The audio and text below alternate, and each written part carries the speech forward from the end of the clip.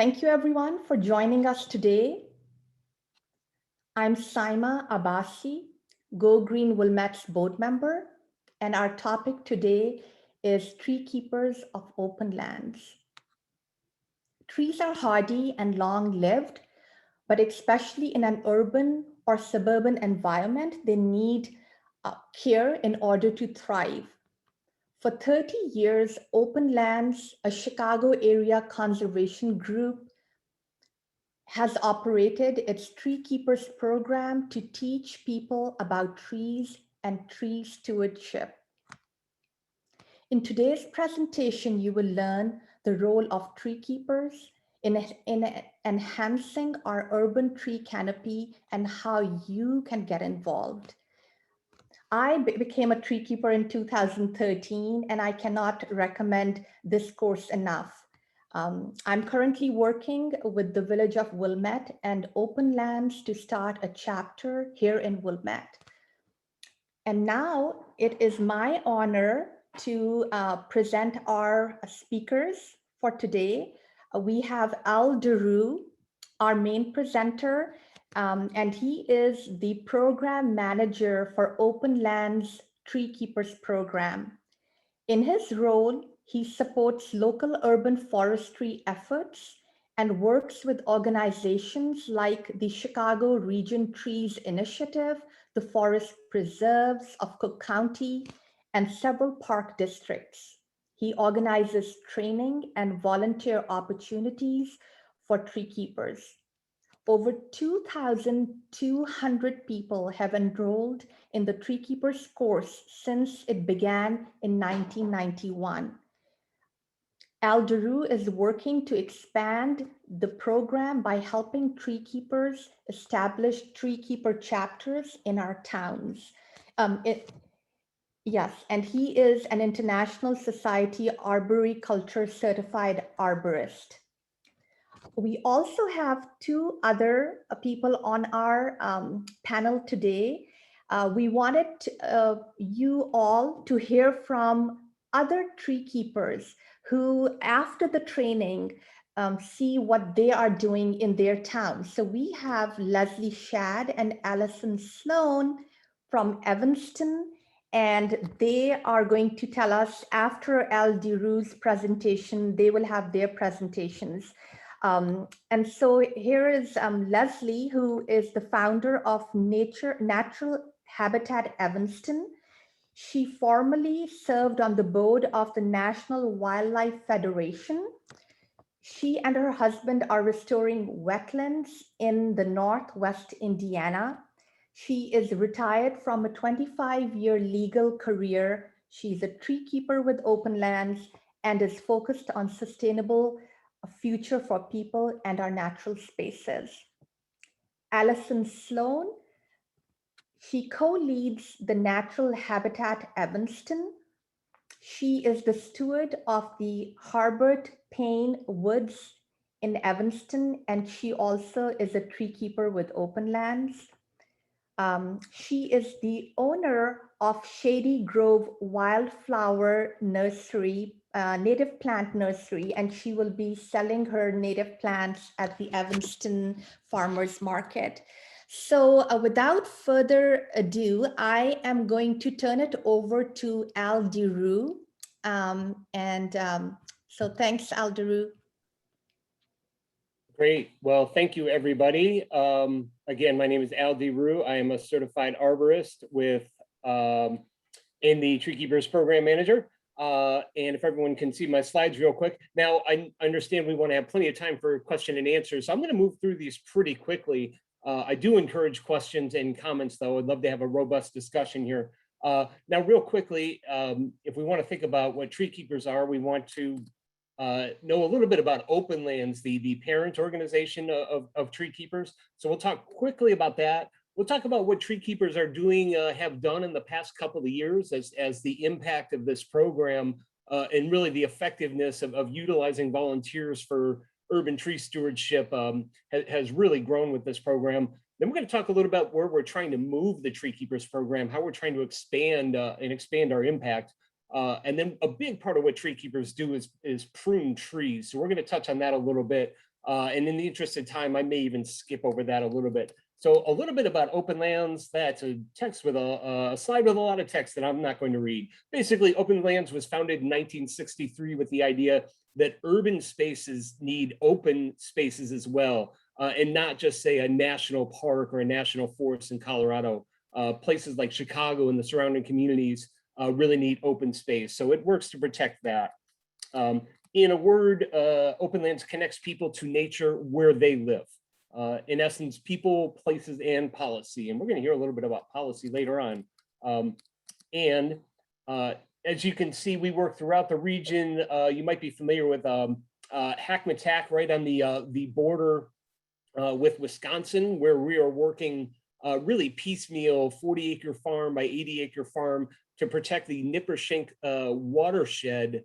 And really the idea is if you can protect the watershed, you can really protect and enhance the land. And so that's a small scale, long-term effort. And down closer to Joliet, there's something called the Hackmatack Wildlife or Tallgrass Prairie, which was a large scale effort that Openlands was very integral in preserving. It's the former Joliet Army Arsenal. And we managed to save, I should say Openlands, I wasn't hired just yet, but we managed to save tens of thousands of acres in a single effort there. And so we work throughout the region at different scales. We do quite a bit of work in Chicago and the surrounding communities. And some of you may actually know the Openlands Lakeshore Preserve. I know it as the former Fort Sheridan Army Base, where I lived for 3 years growing up. It's a beautiful place to check out some trees, although I believe it's closed at the moment, and a great place to check out some fall colors. So go on there and check that out. That's about it's between Highland Park and Lake Forest, right along the beach there. So moving along here, Openlands has some other programs such as building school gardens, where we partner with the Metropolitan Water Reclamation District in Chicago Public Schools, basically to rip out parking lots and build school gardens for schools. Metropolitan Water Reclamation District sees this as retaining stormwater on site. And so this helps with flooding issues. And if we think about climate change, retaining that stormwater and climate change, bringing more storms and more intense storms, capturing that stormwater is really important. Another recent, we do a lot of water trails and water monitoring. As a matter of fact, my esteemed colleague, Laura, just developed an African-American heritage water trail along the south side of Chicago, highlighting the rich African-American heritage of the region, everything from the Major Taylor Trail to Altgeld Gardens and a number of other facets. So I encourage you to go online to check that out. Some of you may be Birds in My Neighborhood volunteers, where we teach children about how to identify birds. And really, it's just kind of an idea to get them outside. So we take them to a local park and then to a notable, take them to a field trip such as the Midday Tallgrass Prairie. That program was a little bit on hold last year, but as another way of successfully engaging students and young people and again, connecting them to nature where they live. And Openlands is a certified land trust association, as I mentioned before, Midday Tallgrass Prairie, and we have dozens of easements throughout the region, again, protecting open space. Now, Openlands forestry program has really blossomed in the past couple of years. We started planting trees roughly about 2013, and this spring we are going to celebrate our 7,000th tree planted. And part of this is the idea of building community through neighborhood volunteer work days. Now, we're not planting with volunteers this spring, and we didn't last year either. But when we get back to more normal times and in the past, we're really trying to build community. As TreeKeeper Jim, who had my job before I did, said, trees are what we do, but people is why we do it. So we really want to build community and build the resilience of our communities through tree planting and tree stewardship. And TreeKeepers are an integral part of that. Now, the training program has just evolved to a registered apprentice program where 4 people each year will spend a year working for us and then graduate to a professional tree care company. And this is a true bona fide apprentice program, and it's just great news. And it's great that we can be a part of that. And So yeah, we also do some advocacy work, which will get touched on a little bit. Our biggest effort now is pushing for an urban forestry advisory board in Chicago. As a matter of fact, we may have some updates on that in the coming month. And if any of you saw the Tribune headlines, we're pushing for a new civilian conservation corps. And I believe there was just an article about that, which would be great. Number one, to combat the effects of climate change and also put people to work, which is just a double bonus, win-win. So getting to TreeKeeper specifically, people become a tree keeper by taking a course, which we run several times a year. And you have to learn the tree science, if you will, ID, morphology, if you think morph for shape, how trees grow, how they function. We learn about pests and diseases. And because roots and soils are so important to trees, we have a whole class on that. We learn all about the benefits of trees, and advocacy, and because tree keepers work with volunteers so often, we even have a segment on that to learn about tact and diplomacy, and you may be working with people who have never planted a tree before, or you may be working with young students, or you may be working with retirees. We work with people of all ages and abilities, and we want to make sure our tree keepers understand that. And then as part of the class, we do planting and mulching trees. And we do, as of late, we are doing very small group and CDC compliant pruning work days, because again, pruning is a big aspect of what tree keepers do, pruning young trees. You have to pass a written final exam. And I guarantee it's fair, because I worked in education publishing for a number of years. So I guarantee you that final exam is fair, but nonetheless, you still got to pass it. And we continue to adapt the course because we really want this program to be flexible and adaptable. And in recent years, you can see the new content we've had: climate change, invasive species, and oak ecosystem recovery. And that is Tree Keeper Emily sporting off her brand new Tree Keeper shirt there after getting her pruning practical done. So you're going to see some data in my slides, but you're also going to see some people, and I want to tell some stories about that too, because I think that's just as compelling as the numbers itself. So who takes the Tree Keepers course? We have retirees who have maybe a little more free time on their hand. We have new graduates who are looking to break into the green industry. We have people who have a job doing whatever, and they want a career change to something that's a little more environmental friendly. We have people who are happy with their jobs and they just want to make a difference. We also have industry professionals who take it. We have certified arborists take it.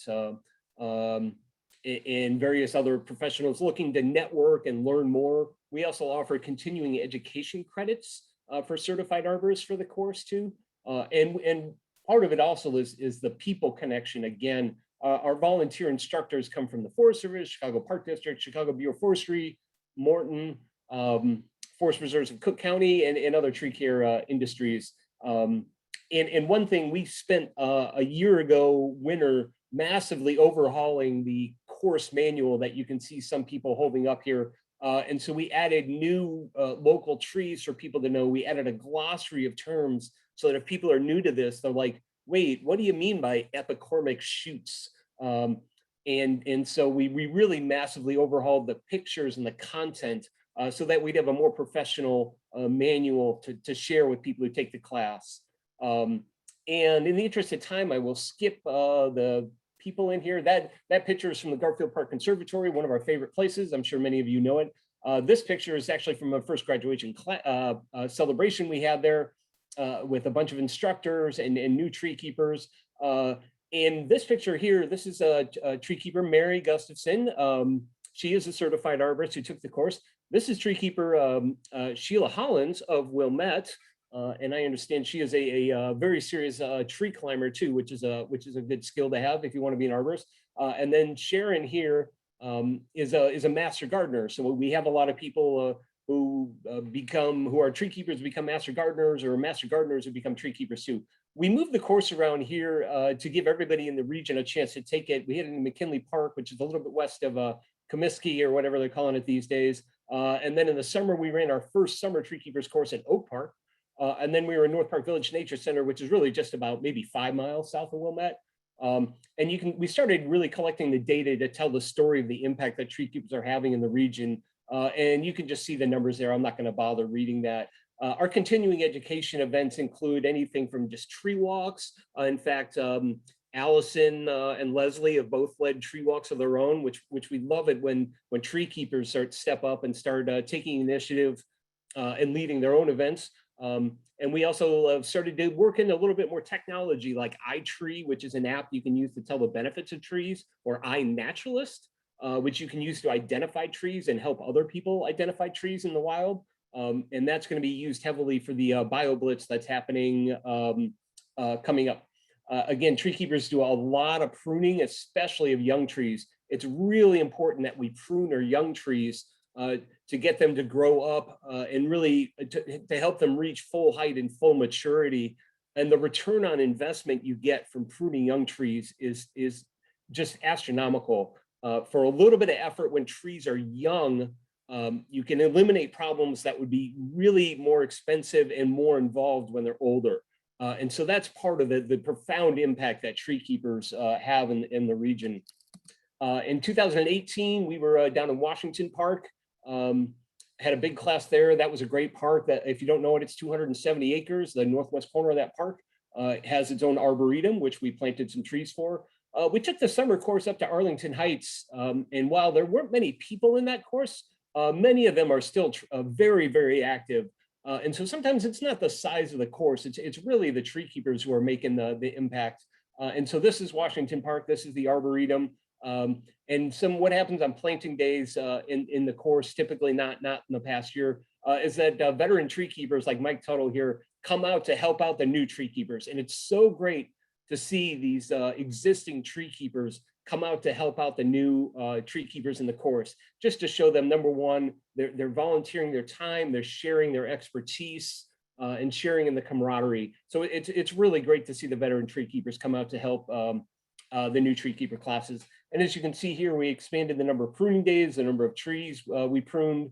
And we'll just move on in the interest of time here. In 2019, in order to keep pushing the tree keeper expansion, which is really something we're trying to work on, we were at the Little Red Schoolhouse, which is in Willow Springs in the Palos region. And if you don't know it, it's a couple of thousand acres of rolling oak forest, absolutely beautiful. Great place to go mountain biking too, if you get any fellow mountain bikers on this call. We were at Garfield Park Conservatory that summer. And in the fall, we were way up on the northwest side of Chicago at the Volunteer Resource Center. And so the spring and fall, we were at locations that are Cook County Forest Reserve properties. So we're really starting to build a partnership with them. And it makes sense. They have 70,000 acres of land, and tree keepers are volunteers who are looking for things to do. And a funny story about that spring planting is we had a snowstorm for planting day. And so we planted trees in a blizzard. And I got to check out those trees recently in a recent trip to Little Red Schoolhouse, and they're still doing all right. So even though we had a blizzard, we still had about 6 tree keepers come on out to help the volunteer stewards there. So that was really great to see. This is another shot of Garfield Park Conservatory where we are doing a inventory training here. And there's kind of a shortcut when you're doing inventory training, that if you can find somebody who's about 6 feet tall, you just measure how many of them tall a tree is. So these people here are measuring how many owls tall a walnut tree in the back of Garfield Park Conservatory is. And as you can tell by the data, we really massively started increasing the number of trees that we were pruning and mulching. Again, just demonstrating the profound impact that tree keepers can have on the urban forest. And in 2020, we moved all of our courses to be remote via Zoom, which was unfortunate because the people aspect, the in-person aspect is important. Nonetheless, we managed to do what we set out to do. It also helped us meet the growing demand. As you can see, 50 people, 50 people. The fall course wound up being about 60 people. And so we got to meet some of the demand that there is. And this also allowed people from other areas to take the course too. And ultimately, this slide didn't get updated, but ultimately tree keepers pruned over 4,000 trees last year. So we went from about 1,600 trees pruned to 2,600 to over 4,000. So really making an impact to help enhance our urban forest. And most of that was Chicago Park District, but we can replicate that success and move that to other communities as well as we have been doing. And again, with the remote aspect, we managed to reach a larger audience, although we are looking forward to doing in-person events later on this year. And so you've kind of caught up on what Tree Keepers have been doing and how it's been expanding the past couple of years. The future, we're really trying to establish local Tree Keeper chapters, such as in Wilmette, in Arlington Heights, and Downers Grove, the latter two with the Park District there. And even in Chicago, we have local Tree Keeper chapters in Hyde Park, in Rogers Park, in Beverly and Morgan Park. And really the idea is to kind of decentralize this a little bit. So it's not all coming from me. As big and powerful as that would make me feel, we want local people making decisions about what they want to do and what they want to lead and take on. So we really want to kind of help enable and empower local communities of tree keepers decide what it is they want to do. And we obviously would support that and promote that to our ability. And again, part of the idea is we just want tree keepers to have avenues of volunteering, give them ways to stay involved. We say that Tree Keepers is not college algebra. You don't take this course and then sell the textbook off for beer money and then forget about it and never think about it again. We want people to take the Tree Keepers course and then stay involved to whatever their interest is and their abilities. And so again, we want this program to be really flexible, really adaptable to local needs and wants and to the tree keepers themselves. We are also working with a high school down near Midway. It's Kennedy High School. And we have what we call, the students decided on the name, which was great. They call it Teen Tree Keepers. They didn't like Junior Tree Keepers. And originally we thought we would be a very hands-on instruction. And really we decided that the students really wanted projects. And so we gave them an abundant amount of resources, and the students decided what they wanted to do. Not surprisingly, the students decided to focus on climate change. This is students here presenting their own presentation on climate change and how trees can make a difference there. Go kids. And there was also a real emphasis on careers, because a lot of students want to do green, they want to be environmentally friendly, they understand how important trees are in combating climate change, but they don't know that there are not just jobs, but careers out there. So we really wanted to highlight, like, look, you can have a rewarding and ever-growing career making the world a better place. And even do that locally. Again, there are lots and lots of jobs in, call it the broader urban forestry field in the Chicago area. Again, you don't have to go out to a national forest in Utah or New Mexico to have a green job or a forestry job. And another aspect of this, with those resources, this is really replicable. We can take this to another school or adapt it for a new environment. So again, we want the Tree Keepers program to be flexible, adaptable, and very much in tune with local wants and needs, or and what people are looking for, what people want to make of it on their own. We're also working on hosting a Spanish Tree Keepers pilot course. We are having the manual, that 100-page manual I told you about, translated into Spanish. We'll be working with some bilingual instructors, and we're working on that for this coming summer. We also want this to be valuable for industry professionals who want to learn more. And if they're not certified arborists, have that be an important part for them to become certified arborists. But we also want it to be valuable for neighbors, young and old alike. So people are like, oh, I have a job, I don't need a green job, but hey, I want to help out with the trees in my neighborhood, or I want to get a tree planters grant, or I want to see more tree stewardship going on in my local park. So we want it to be valuable to just volunteers as well. We're continuing to expand our continuing education offerings on insects and diseases, advocacy. We're doing more advocacy work. Want to do some inventory trainings for tree keepers so they can go out and do that on their own. Again, enabling and empowering people to do their own work that interests them. We have, as I mentioned before, tree keepers are stepping up and leading their own tree walks in addition to the ones that we at Openlands lead. And Leslie and Allison are great examples of that, and I will soon be passing this off to them. And so I invite you to visit openlands.org. You can see the URL there to learn more about tree keepers. There's a form you can fill out to be notified when future courses will run. And someday you too can become a tree keeper and work with existing tree keepers, or start your own work where you live. And you know what, in the interest of slide, I'm going to skip the pruning basics, but just know that pruning young trees is a real forte of tree keepers. And again, the return on investment of pruning young trees is critically important to the urban tree canopy. We have to take care of our young trees, protect our existing trees, in addition to planting trees. Everybody thinks about planting trees, but we have to maintain our young trees and protect our old, mature, healthy trees as well. And on that note, I'm going to wrap it up there. For those of you who I don't know, I hope to meet you in person someday, or maybe even a virtual event until we start that. And you can find a list of events on Openlands site for some of our upcoming virtual events. And I'll make a pitch on Friday, May 25th. I will be leading a virtual tree walk at Garfield Park Conservatory.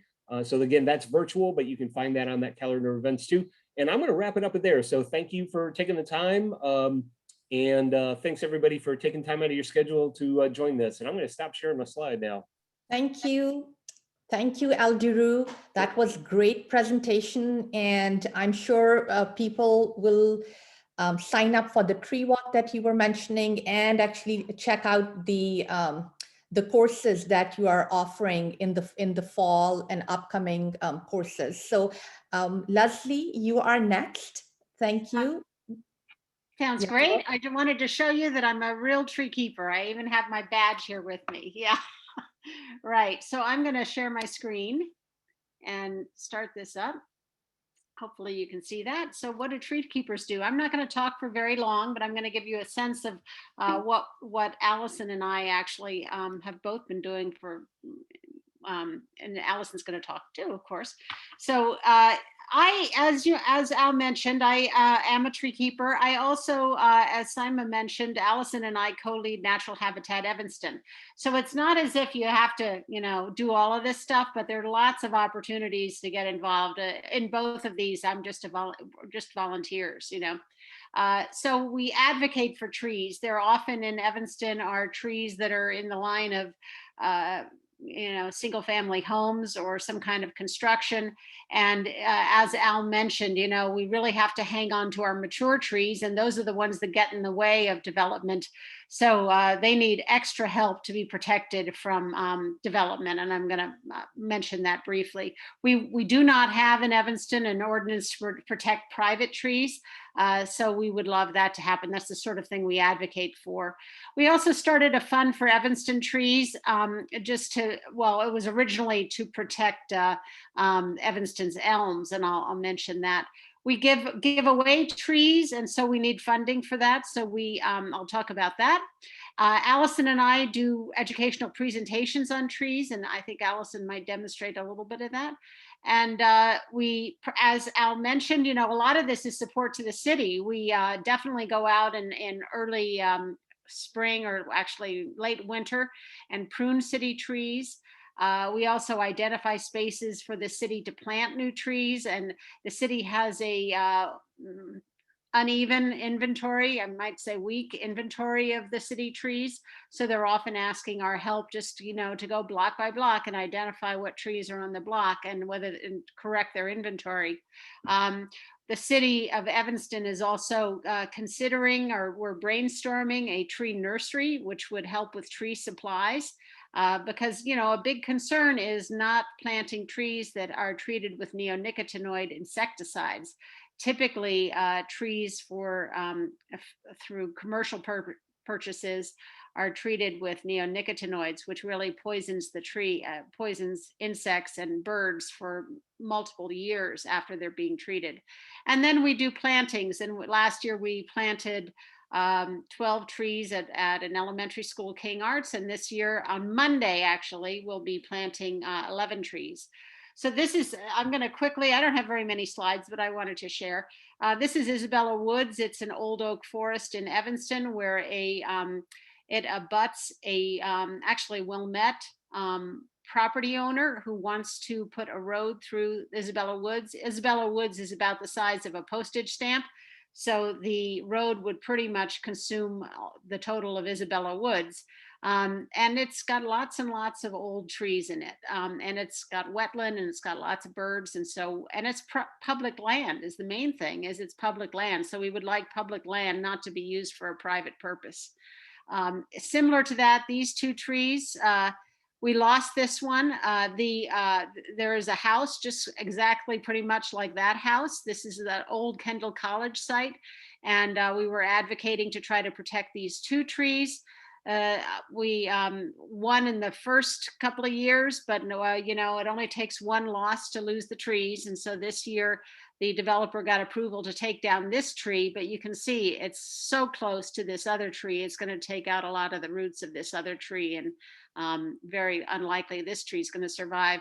Besides that, these are oaks. This other oak, you know, the developer is supposed to protect this. The city required that, and yet it plopped this house within like 15 feet of it or something. So this poor tree is in poor shape too. So we advocate to try to protect these trees. And, you know, even a loss is not terrible, but well, it is terrible because we want to hang on to these trees. But afterwards, a bunch of our aldermen said, you know, we really need a private tree ordinance. We really got to get that on track. So I'm hopeful that at least people realized how terrible this was. So we did set up a fund for Evanston trees. It was originally created because the city of Evanston said they didn't have enough money to pay for Dutch elm treatment for all the public trees. And it is great that the city is treating its elms for Dutch elm disease. But anyway, with a little encouragement with private money, we did fundraising.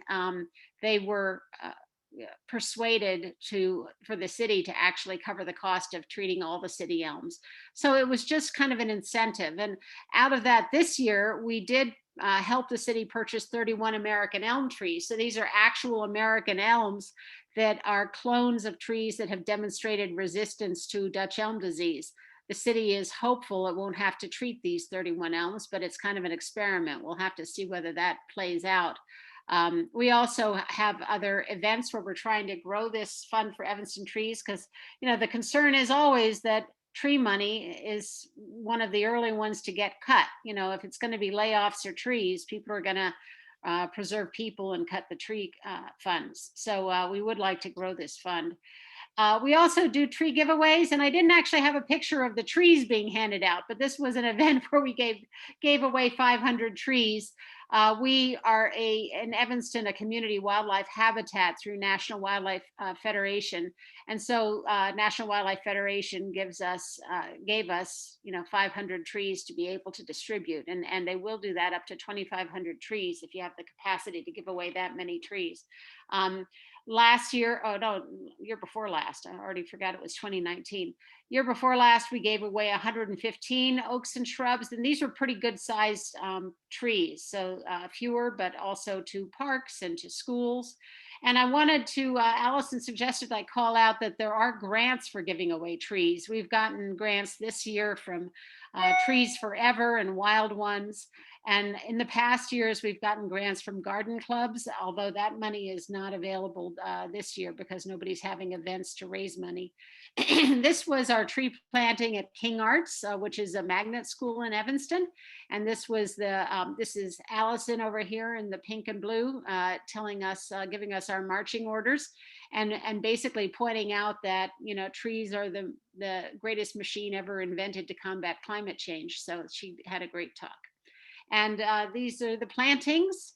You know, we put the trees in the ground, and that's the end of my presentation. I wanted to call out that Allison is giving a presentation on day after tomorrow on trees and shrubs and climate change. So that we do these all the time, doing just education about trees. So that's it for me. Thank you. Thank you, Leslie. This was great. I'm glad you mentioned about the private property tree ordinance. That's what we are trying to, you know, work on here in Wilmette. And last week, Lydia Scott actually mentioned how important that is. You know, the director of the Chicago Region Trees Initiative, she emphasized that. So kudos to you guys on working on protecting and preserving our urban trees. And so now, Allison, thank you. And would love to hear from you also, things you are doing as a tree keeper in Evanston.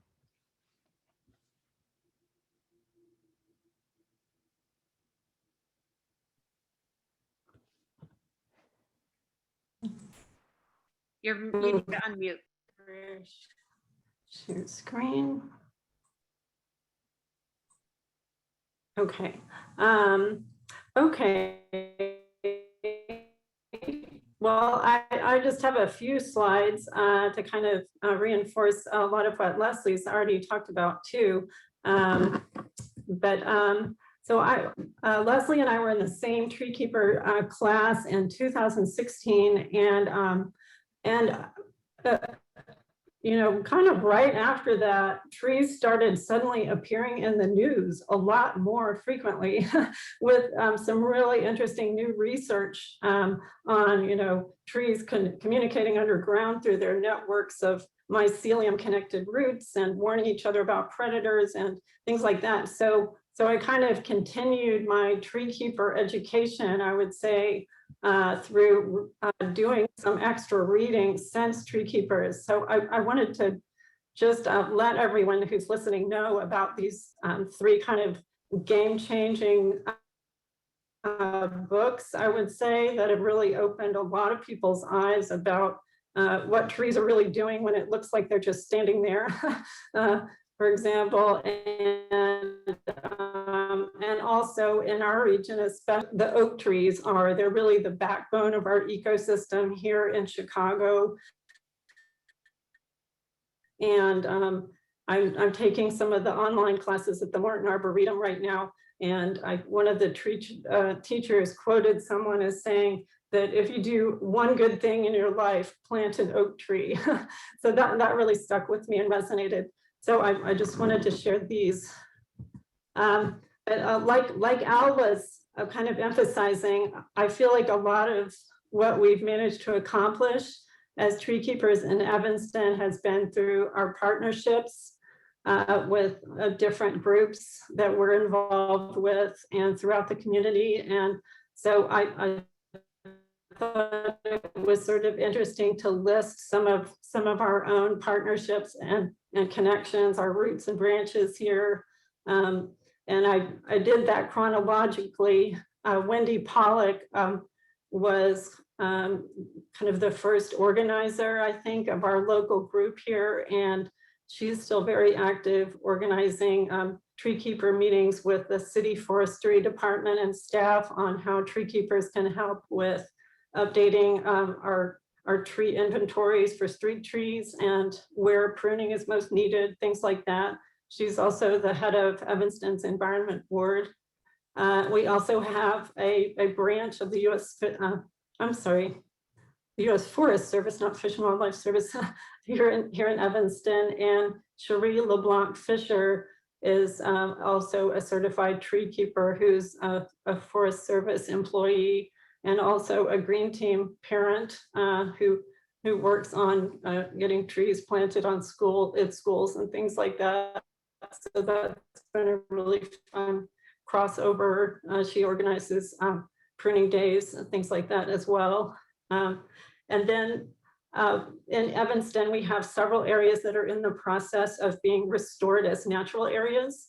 And kind of coincidentally or intentionally, I don't know, all of the stewards of those natural areas who oversee the work days are all certified tree keepers as well. And that's really the certification and training really helps inform our planting days and our work days and our tree care in the woods and in the natural areas. So Wendy Pollock is stewarding the restorations at the Ladd Arboretum beside the Ecology Center.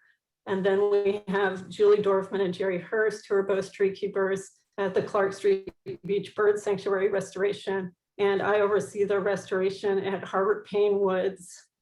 And then Leslie and I have been working together a lot for Natural Habitat Evanston through Citizens Greener Evanston as the umbrella nonprofit there.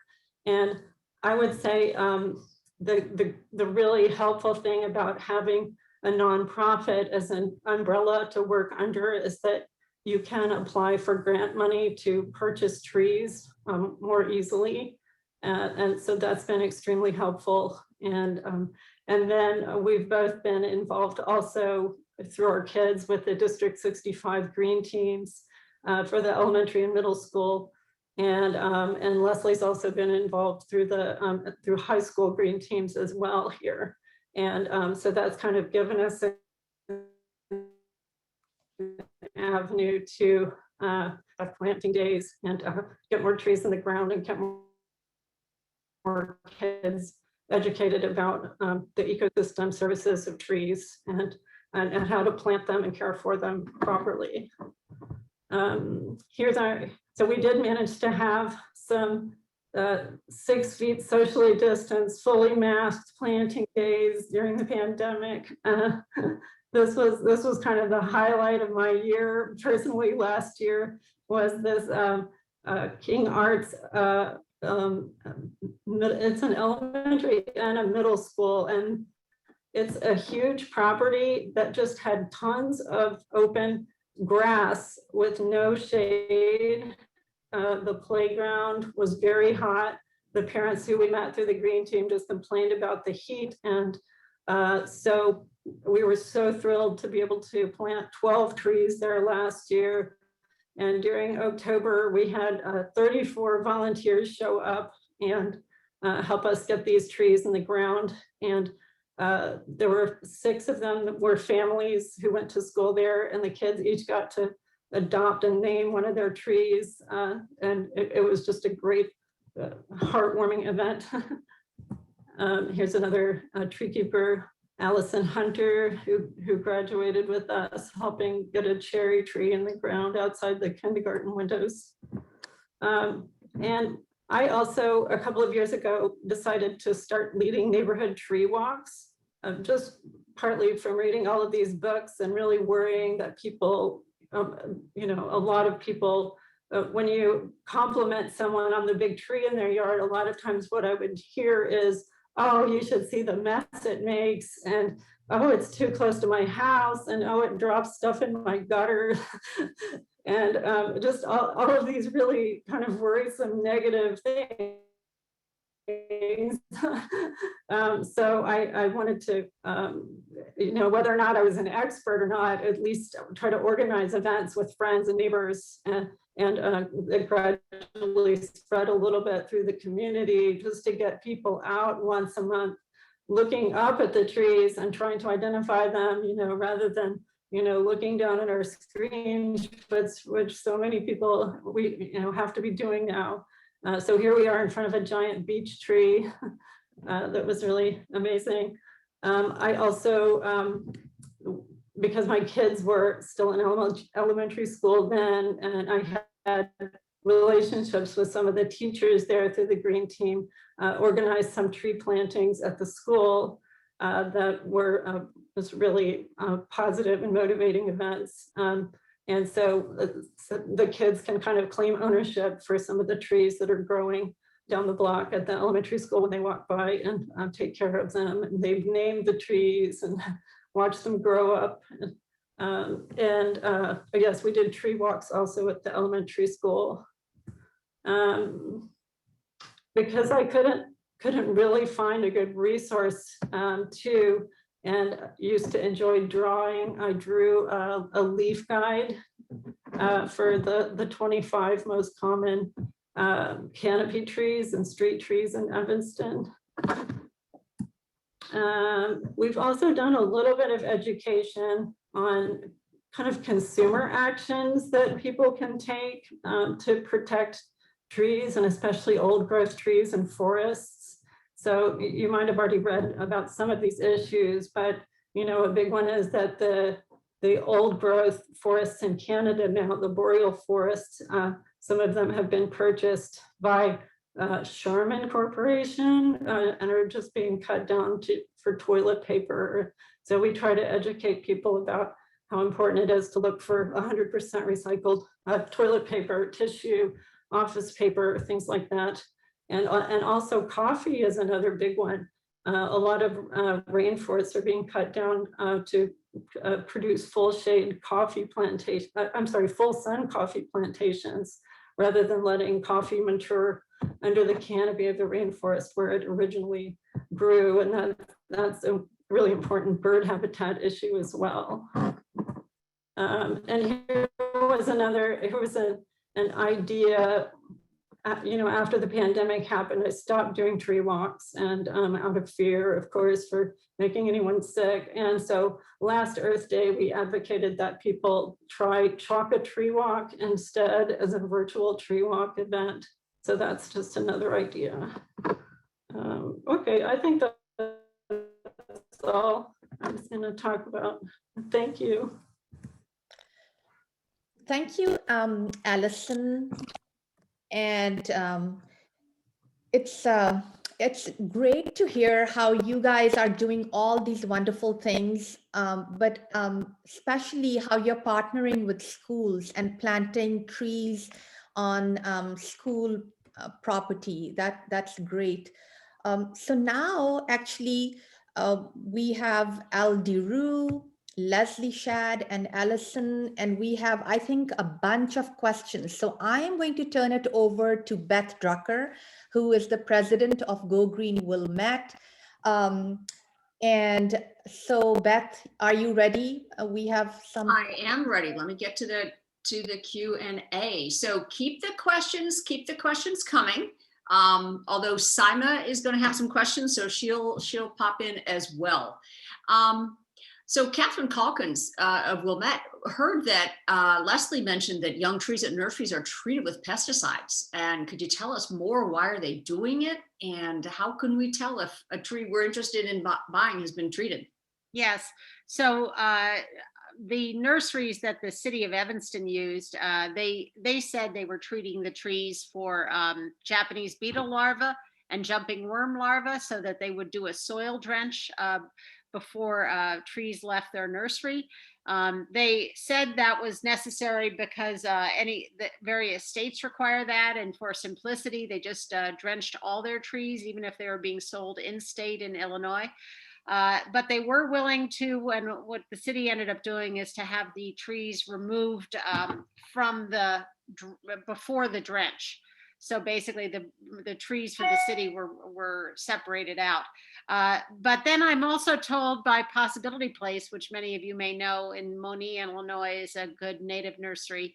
They said they do not think that's a requirement. So I don't really know the answer on that. It may be that certain contracts require that they do a soil drench, or they may just do it because it's easier to facilitate.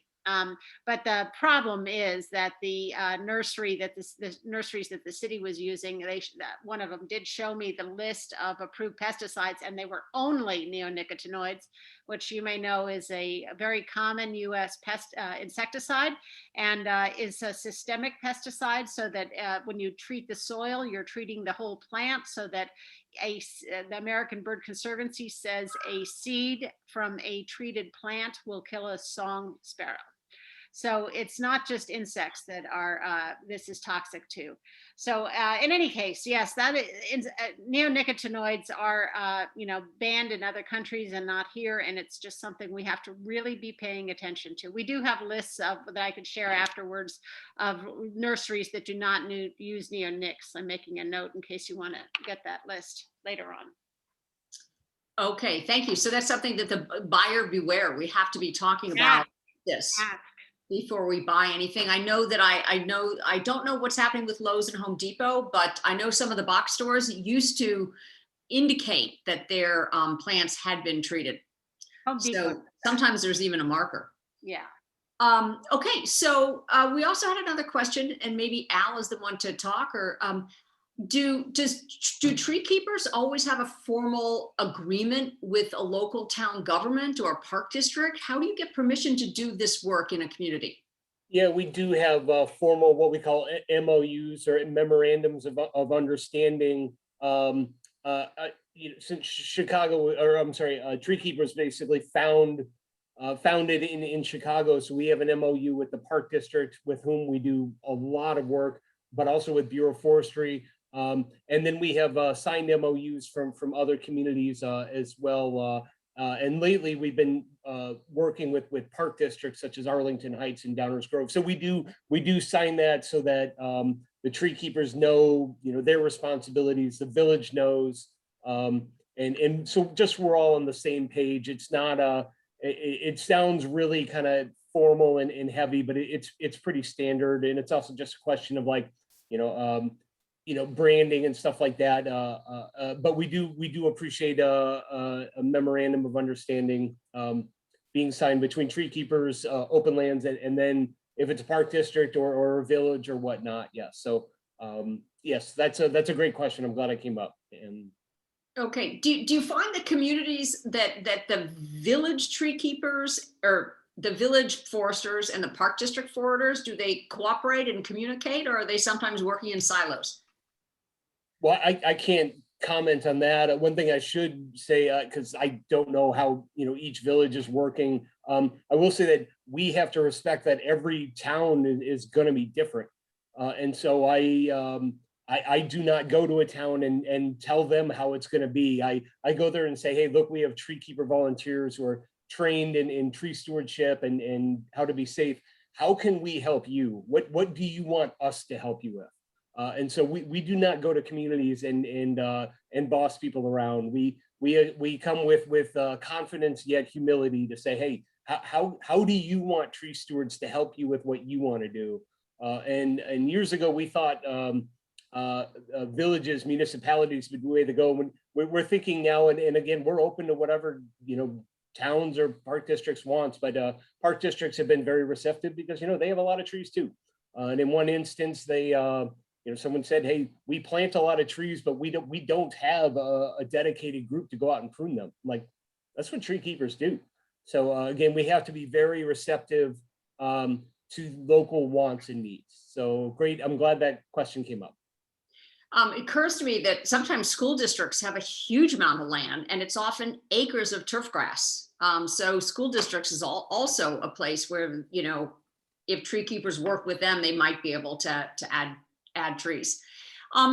We've been talking about the fact, I believe Simon has said that 80% of the trees in Wilmette actually are on private land, and yet we have no tree ordinance that really protects them. Do you know, Al, how many communities have tree ordinances that protect trees on private land? It's not many. Famously, Lake Forest is one. Winnetka is another. And there actually aren't that many. And I probably don't have maybe even the most latest up to date. Somebody at Chicago Region Trees Initiative probably would. But yeah, those tree ordinances can be really powerful, and there really aren't that many towns with them. So okay. And I think Beth, Lydia Scott, she mentioned a percentage which was, I think, almost 15% of the municipalities currently have a private tree ordinance, which is very, very low. But she said the trend is going to move towards having private tree ordinances because, we cannot, I mean, that's the only way to preserve and protect our canopy if that big percentage is on private property. So that just makes sense to move towards that goal. Mm-hmm. So another question was how do tree keepers keep track of the trees that they plant? We know that actually the planting can be the easiest part. And then what I've seen happen, like school kids will plant a tree and then everybody walks away and that tree does not get the care and especially the watering that it needs. So tree keepers, how do you monitor all the trees that you've planted? That as you plant more and more, that seems to be quite a job to keep track of them, to make sure that somebody's watering them and pruning them on a regular schedule. Al, how do you keep track of all those trees you've planted? We at Openlands in 2019, we planted over 1,000 trees with our staff and our trainees and volunteers and tree keepers. And we track all of the trees that we plant and make sure they get watered. And 3 years after they're planted, go and prune them to give them their structural pruning. And then 3 years after that, revisit them to give them another pruning. So we have basically a tree management software system we use to track all of the trees that we plant as Openlands. And I will let Allison and Leslie And so that is from the tree keeper side, if you're planting trees. So we at Openlands definitely track all of ours. So I just, before Leslie answers that, Al, I just wanted to ask you, when you said that you basically monitor all these trees. So you are working with the forestry department of the city or wherever. Who is actually watering them, and are you? We water our trees. Oh, you for water the them. first 3 years, and actually we get homeowners when people sign a tree planters grant with us to get trees in their neighborhoods.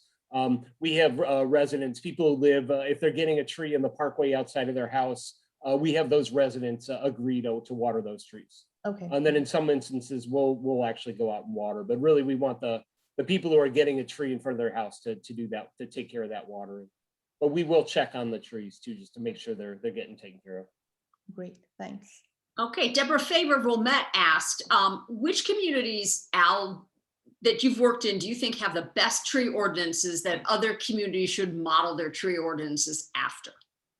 Wilmette and Lake Forest are the first two that come to mind that I would check out. Yeah, and I don't want to say I've worked hand in hand there. Actually, I got my start in urban forestry as a summer, doing just being a summer seasonal working in Lake Forest. So I do have some experience in that, but that was a long time ago. But yeah, those would be two model ordinances. And if you do some research, there are some other towns, Portland, and I'd have to look it up, but we know of some other communities around the country that have good tree protection ordinances. But locally, I would say Lake Forest and Wilmette are the first two that come to mind.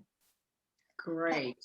Beth, Leslie was going to answer the previous question about how do they, as tree keepers in Evanston, maintain trees. Well, I'm basically agreeing with Al. When we were giving away trees from the Ecology Center, we did have a small little agreement with the homeowners to how they need to maintain maintenance of the trees. And that was a condition of National Wildlife Federation that was giving us all the trees. And then at King Arts, particular families adopted each tree. So at King Arts, we had different families that were responsible for each tree and help plant it and take care of it.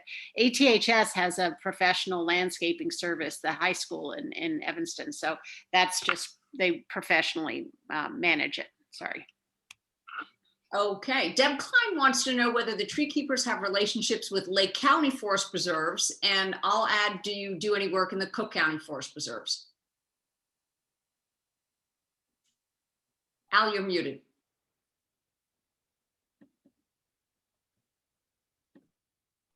Sorry, I was responding to something else. We do not have a relationship with Lake County Forest Preserves, despite the fact they do a lot of great work up there.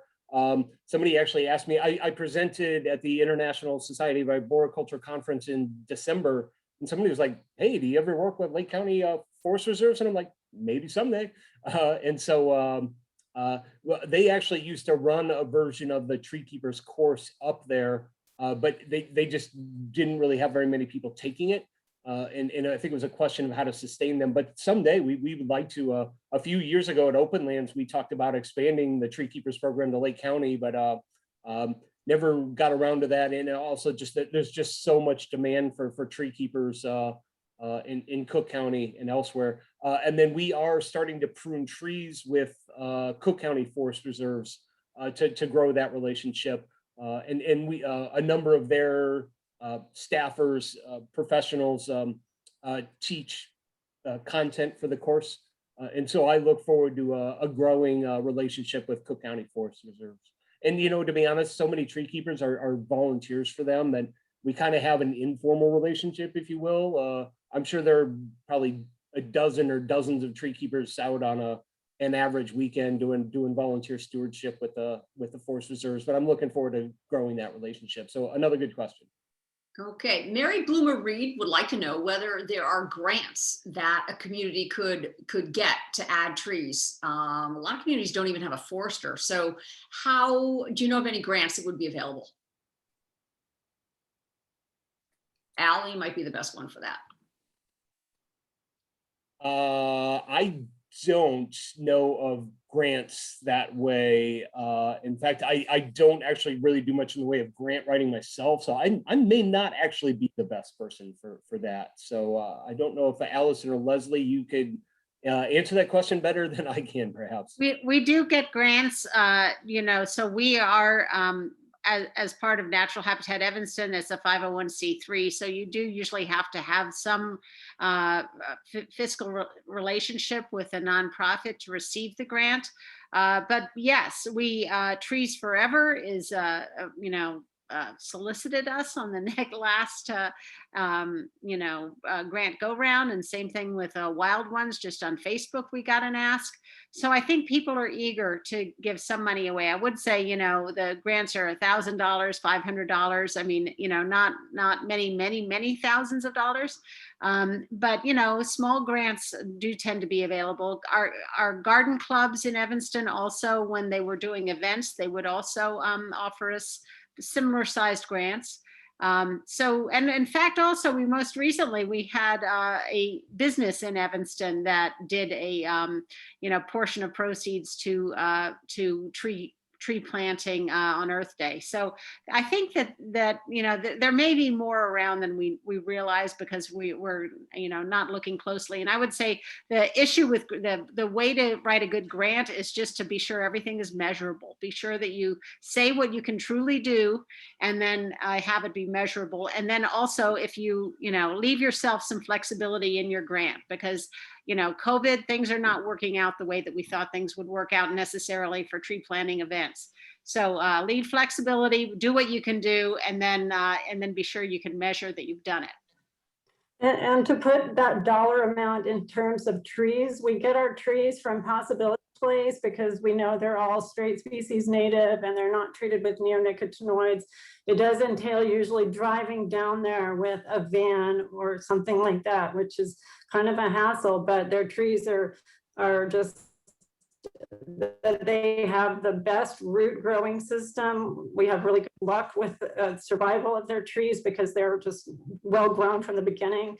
And a 5 to 6 foot tree, their 15-gallon growing method is about $90 per tree. So whatever you're trying to raise, you know, we usually just try to multiply it by 90, you know, the number that we're trying to plant.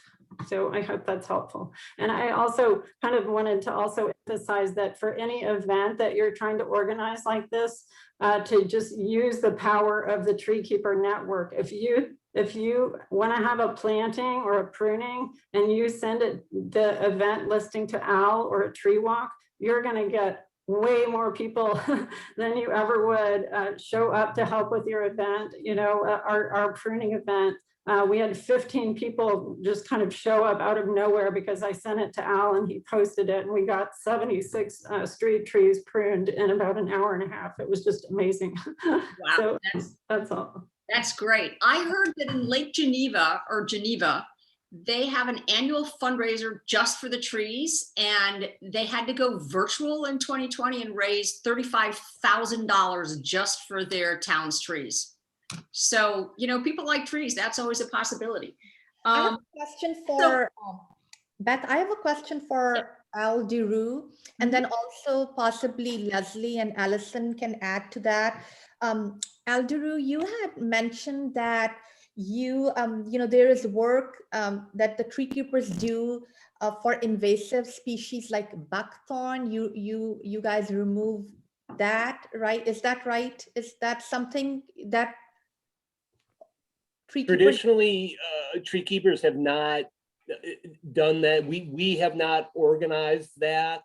But you know, tree keepers are certainly helping, say, Cook County Forest Reserves with that. We did one organized day with them in summer of 2019, but that's not something I am necessarily organizing, but I see us doing more of that in the future, especially as we expand into suburban communities who have real issues with buckthorn. So I'm not against it. Just one thing people should know, that if you're removing buckthorn, you've got to treat it. Otherwise it will just hydra back on you. So, you know, if people are out there saying, hey, I've got this buckthorn to get rid of, people should know how to remove it properly. So a bit of a yes, no answer to that.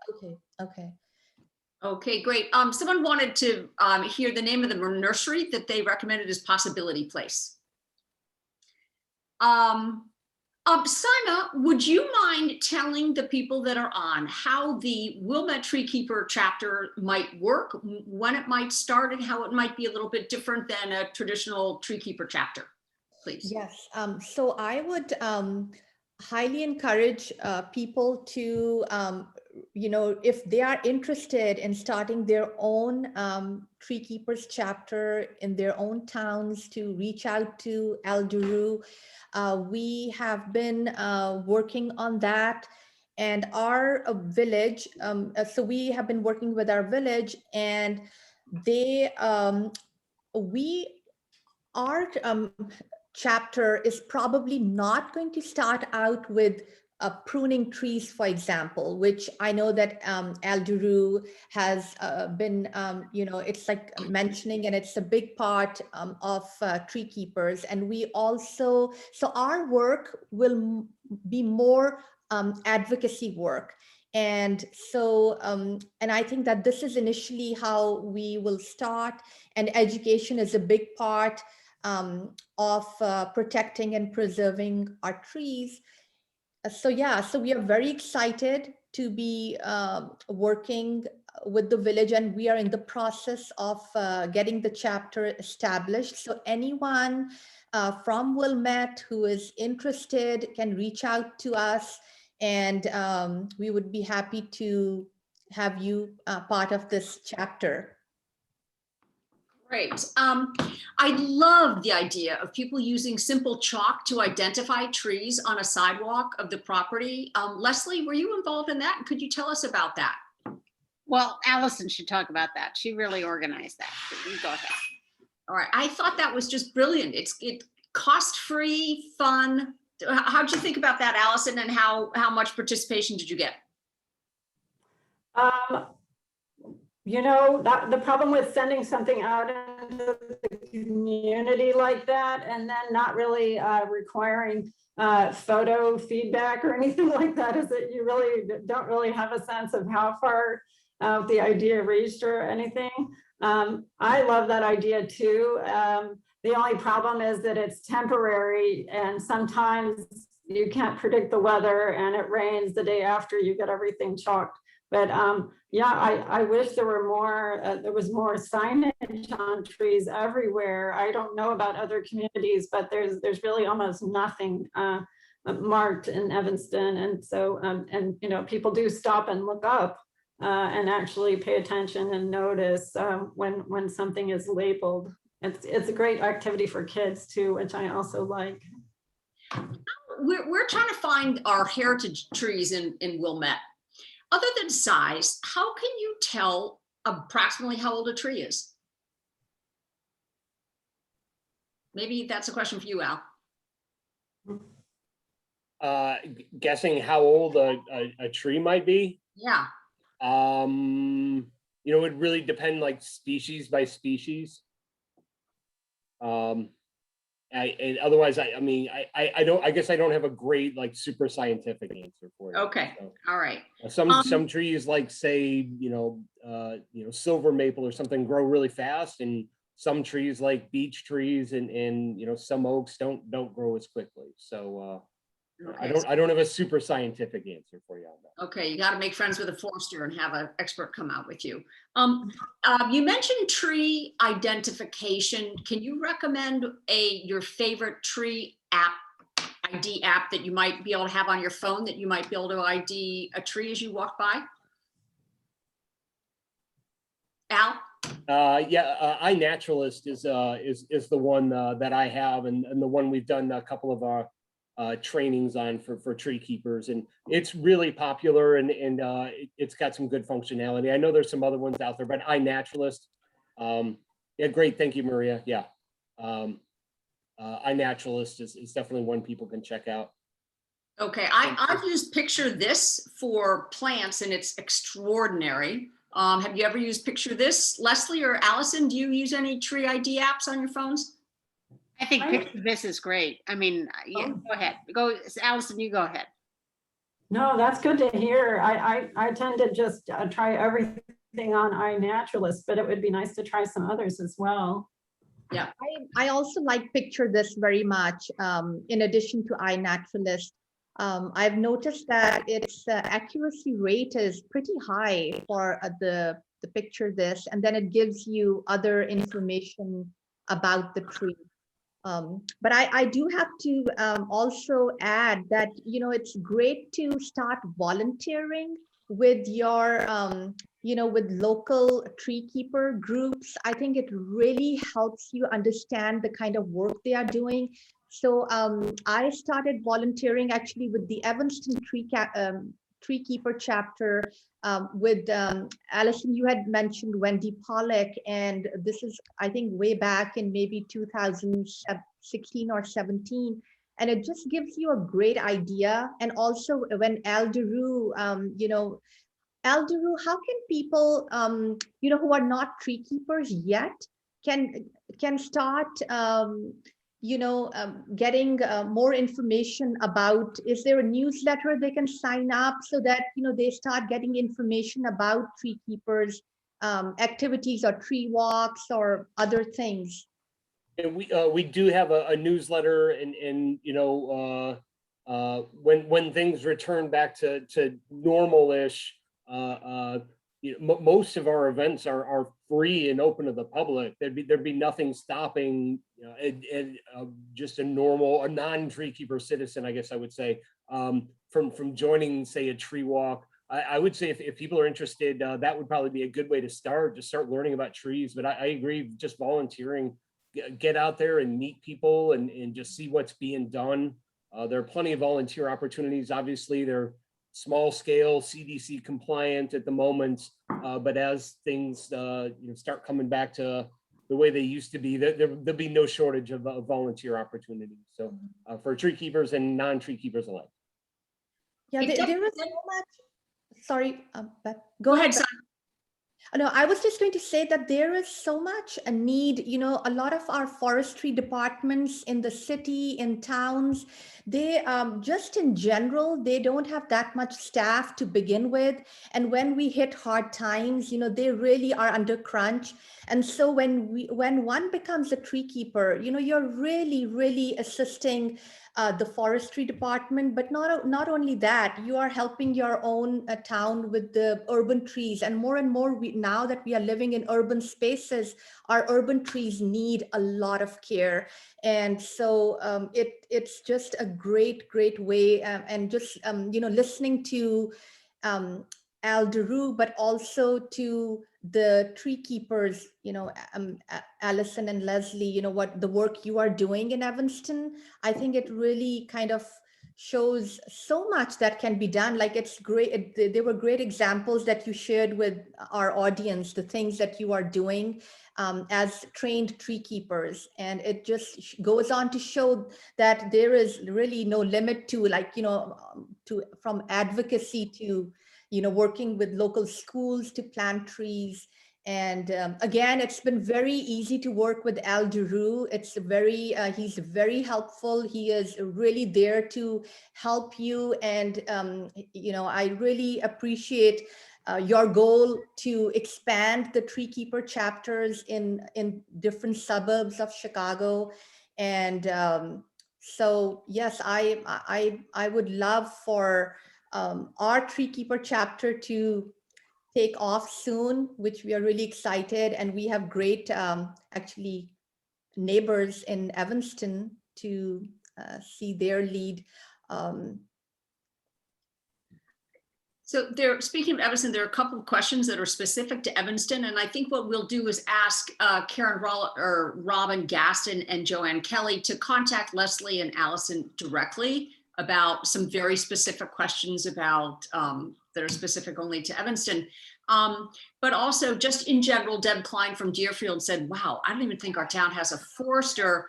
I don't know who's taking care of our trees, and they really would love to start working with tree keepers. If you're in a suburb like that and you don't know what's happening with your trees, how could tree keepers help them now? Well, I see the question from Deb there. I would I assume Deb lives in Deerfield or knows somebody who does, I would, reach out to them because obviously we're not going to do anything with either the village or the park district without their, express permission. But yeah, just find out if they have a need and an interest, and especially if certain, if towns are looking at budget shortfalls in the near short-term future, having tree steward volunteers can be a way to help keep up with that maintenance. We don't have a relationship with the park district, but that's not to say, we can't have one. I'd have to look to see if we have any tree keepers up there, since I, manage that database. So you're welcome to reach out to me directly, Deb, and see what we can get moving there. A lot of the tree keeper chapters have formed because an interested party just started it and just knew sometimes these things take time. Actually, they almost always take time, but so don't think it's going to be like next week we're going to have, we're going to be up there doing work. So just know that it can be made to happen, but patience is definitely a kind of a requirement. Take it away, Allison. Yeah, boy, I keep thinking. So even if you're not a certified tree keeper yet, or have a whole network, trees need water. When you take the tree keeper training course, you learn some kind of shocking statistics about how many gallons of water trees need per week. And we haven't had enough rain. Last summer was really tough on trees. It was hard keeping all of our new plantings watered. The King Arts families got tired of lugging water, but I kept thinking about trying to mobilize the tree keepers as a bucket brigade and just start sending out public service announcements about the fact that cities don't have the staff to go around with watering trucks, watering even our street trees. And and right now our water level is really low. Some of the parks that are usually underwater in the spring are not this year. It's kind of alarming, frankly. So I think Al, you can correct me. Is it something like 15 gallons of water a week, ideally for trees during the first 3 years of their lives to help them really reach optimal growth? Okay.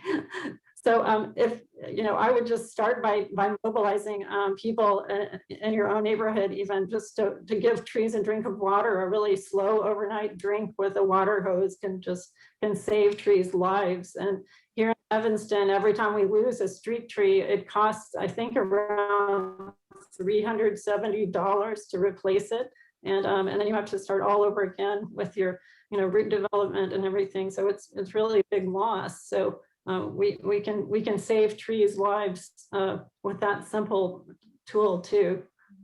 And just to add to that, Allison, watering, which is so critical. Thanks for mentioning that, especially now that, summer, we are going to be heading into summer, but mulching, how that helps keeps the trees, with hydrated. So that is that. In fact, we had our webinar, one of the webinars that we had, the speaker was saying how mulching is actually one of the best things you can do, like proper mulching is one of the best things you can do.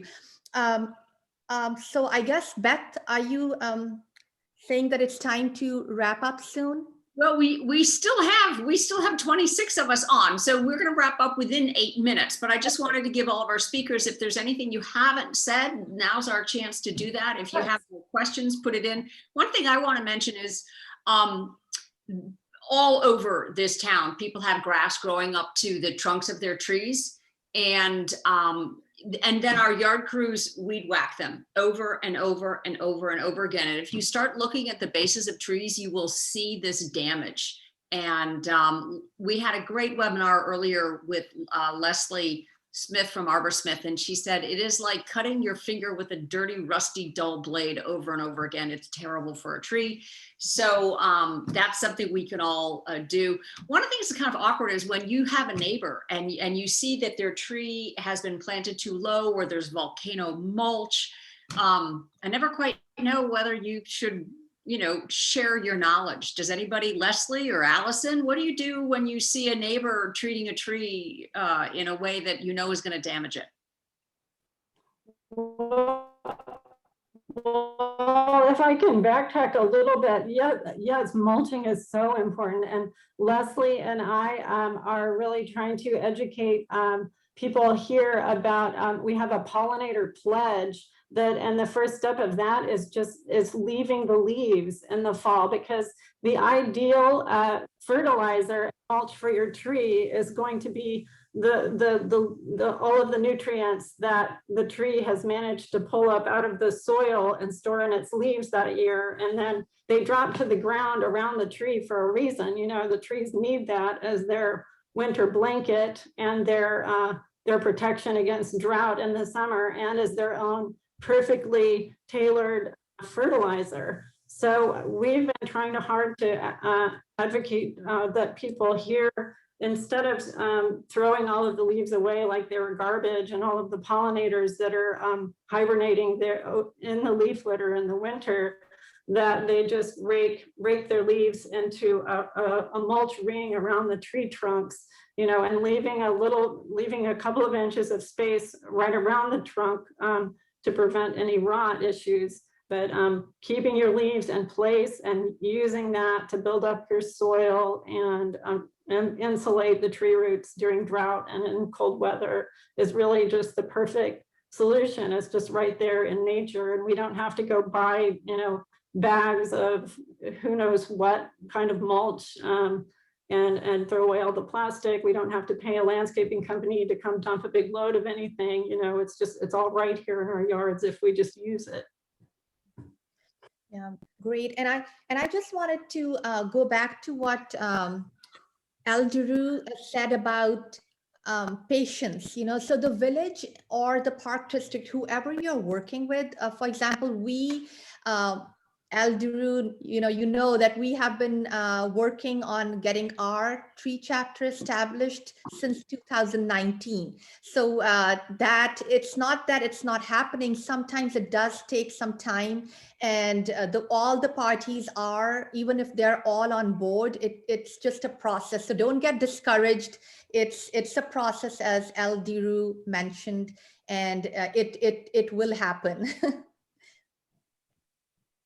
I could say something briefly about Beth's question too. I think it helps a lot to not be a know-it-all or busybody. If you have a city jacket on that says you're a city crew working on, and you carry your little tree keeper thing, and so I have been on the cruise that you go around and remove the volcano mulch, and people do come up and aggressively, like, what are you doing to that tree? And so, it ends up being okay if you have some, imprimatur or whatever of officialness about you. I think it's pretty tough if you're just a passerby, walking your dog, and you get into it with your neighbor about volcano mulching. I find it that difficult. But when you're wearing a, neon vest, people put up with it more.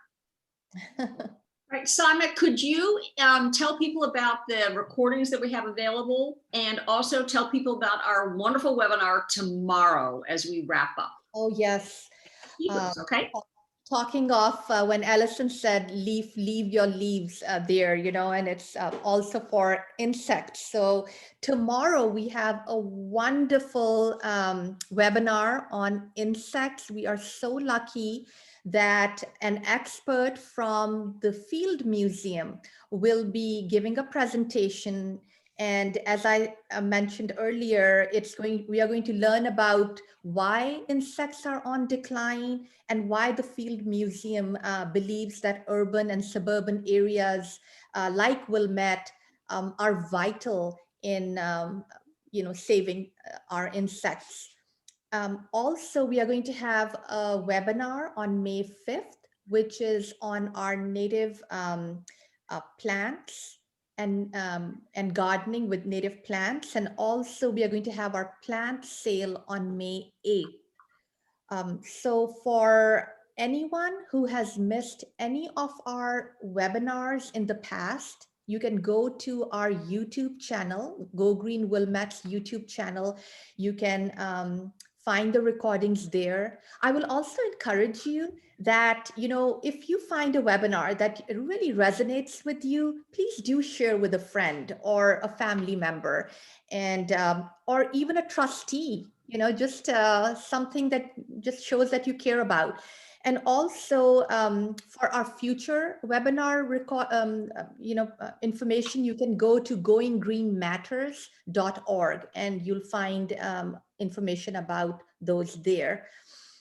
I would like to thank everyone, our panelists, for great presentations, DeRue, Leslie Shad, Allison Sloan, and our viewers.